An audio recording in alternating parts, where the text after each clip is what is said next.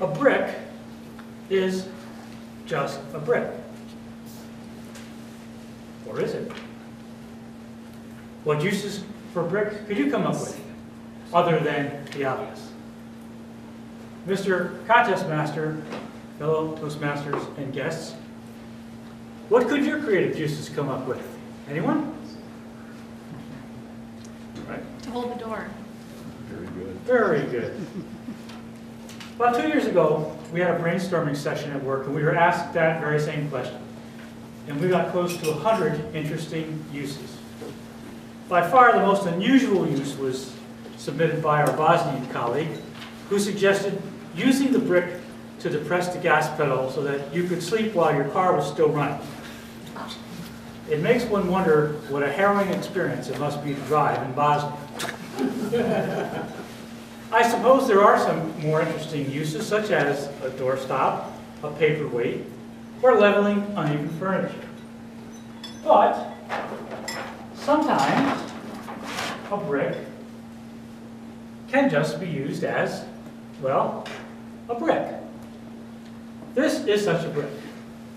My wife Gail purchased this brick about 2 years ago for $18.63.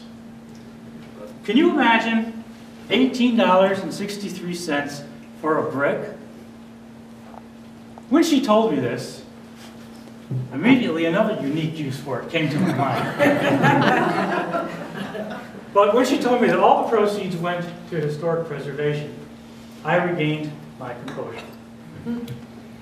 Yet, this brick has an interesting story to tell us. What is that story? Was it part of a walkway, part of a building? What did it see that it could share with us? It's already given you a clue, and since you're all Toastmasters, I'm sure you're well on the way to figuring this out. So let's see what it has to tell us. Once upon a time, there was a land founded on the highest principles. Its citizens prospered and lived peacefully together for many years. Then, about the time this country would have reached its adolescence, there were disagreements over the direction the country was taking. Unfortunately, these disagreements led to armed conflict. At first, conflicts were small and rather isolated. But eventually, it seemed as if no one and no place could escape its horrors. One of those places was where this brick came from. It was a peaceful town, nestled in lovely country beyond the Purple Mountain's majesty. It was typical of most small towns at that time. Through no fault of its own, this conflict had come to the very heart of this town. In a few short days, this brick witnessed a host of human emotions, such as misery, bravery, cowardice, and finally, catharsis. This brick was part of a wall that belonged to a house owned by a prominent businessman, a lawyer, who did his best to heal the wounds that the town suffered and to honor those who struggled there. This brick also witnessed a reluctant traveler who stayed at this home. This traveler did not wish to visit as he was concerned about the health of his child, but he felt it his duty to come. This brick witnessed this traveler alone in his room. Under the dimming light of oil lamps, the brick watched as this traveler removed 2 small pieces of paper from his coat pocket and set them on a table. The traveler then put on his spectacles, removed a pen from an inkwell, and made a few notes on those papers. He periodically would remove his spectacles, rub his eyes as if deep in thought, put them back on, and write a few more notes. It was obvious that this traveler seemed to have the weight of the world on his shoulders.